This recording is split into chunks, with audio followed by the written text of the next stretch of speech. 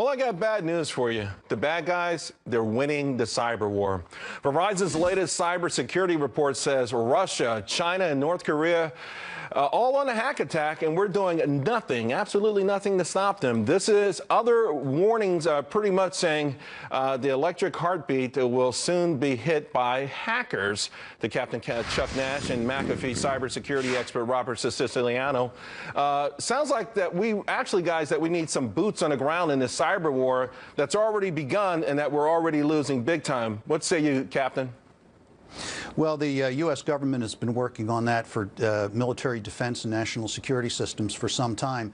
But the fact of the matter is it's always easier to disrupt than it is to defend, because the defender is reacting to the disruptor. So the attack becomes more effective, and then if you have the length and strength to go the distance, you can overcome the system. And that's where we're now starting to gear up and get more involved to try to look at and identify who these people are. But sir, with all due respect, how come we can't? How come these bad guys have how come they're always one step ahead? I mean, it seems so reactionary on our part.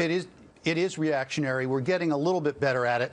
But the fact of the matter is there are tens of thousands of attacks all the time going on. The Pentagon, our defense industries, and it's not just the defense industry. You can get in maybe through one of their suppliers or one of their suppliers or their lawyer's office or something. Anywhere where you have that network, you're hooked to other people, and these guys are really good at it. It could be some guy sitting in an apartment in Eastern Europe, or it could be a dedicated cell in China working on it. And the Chinese have been extremely effective, as have the Eastern Europeans. Yeah, the Eastern Europeans, I don't know if this group is really out of Syria or not, but they're always in the headlines. You know, Robert, here's the thing. Obviously, from an industry point of view, from McAfee's point of view, this is a huge opportunity to make a lot of money, but why does it always feel like we're just too vulnerable, like we can't catch up? So the security industry has a pretty good handle on what needs to be done, and they're supplying products and services to make that happen. It is the implementation of all the various technologies by IT professionals in both government and corporations that may be a little slow to the punch. Keeping in mind that this is a battle going on 24/7, 365 between good and evil, and it's never going to stop. And with the constant bombardment of attacks, there is going to be leakage. There's going to be flaws. There's going to be vulnerabilities. And while some say we are losing this battle, Robert, but is this how we should live then? Is this what we're telling the American public? Hey, we're going to lose a few. Period. Well, it's always been like that. There's no such thing as 100% security. There's always going to be vulnerabilities. But keep in mind, the grid's up. Financials are relatively tight. We haven't completely crashed. Things are in order. So while we're functional and the lights are on, obviously we're doing something right.